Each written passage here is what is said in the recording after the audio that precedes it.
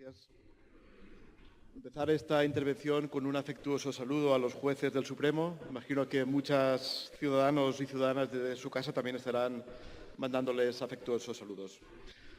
Centrant-nos en el tema de la moció que vostès presenten, saben perfectament que nosaltres, com som del grup mixt i tenim poc de temps, sempre intentem esmenar i agranar cap a casa i posar damunt la taula els problemes que tenim al País Valencià.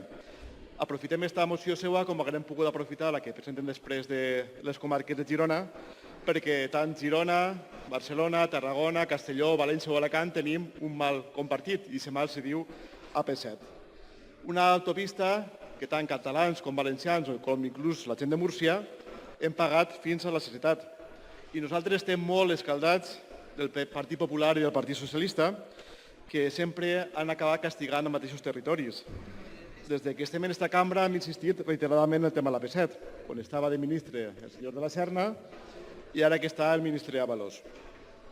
El 31 de desembre de 2019, tant en Catalunya com en el País Valencià, com en Múrcia, acaba la tercera pròrroga injusta de l'AP7 i hem preguntat a l'anterior ministre i a l'actual què pensen fer. Això ho han fet en preguntes escrites, ho han fet en interpel·lacions, ho han fet en preguntes orals, ho han fet de mocions conseqüència d'interpel·lació i la resposta, tant abans en el PP com ara en el PSOE, és que el 31 de diciembre del 2019 acaba la concessió actual. Dic, això ja ho sabem, però què volen fer a partir del dia 1 de gener del 2020? I es tornen a contestar el mateix, el que ja sabem. Li preguntem explícitament, però van a fer algun tipus de gestió privada, encara que no sigui la normal, que pugui ser un peatge a l'ombra, una eurovinyeta, qualsevol tipus de sorpresa, i la resposta sempre acaba sent confusa, no es dissipen mai els dubtes que tenim. Estem el pitjor, com no pot ser d'altra manera, per part d'un govern del PSOE. Es diuen de noves maneres de gestió, es diuen de solucions de conjunto, i això sempre és per als mateixos, òbviament. Han fet milers de quilòmetres d'autopistes, autovies gratuïtes en tot qualsevol lloc de l'Estat que ningú usa.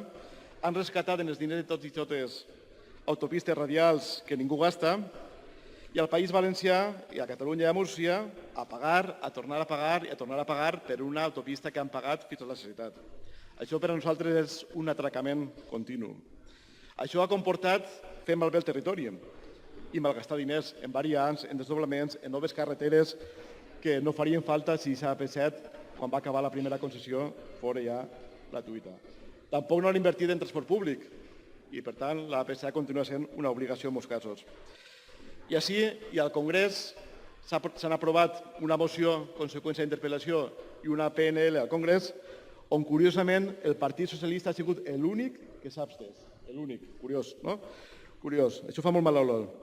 I demanàvem, els dos, en la PNL de la moció, bonificacions al País Valencià conforme s'han ficat en Catalunya des de finals de l'agost d'aquest any. Han passat 4 mesos. El senyor ministre va dir que efectivament s'havia equivocat, han passat 4 mesos i les bonificacions ni estan i se les esperen.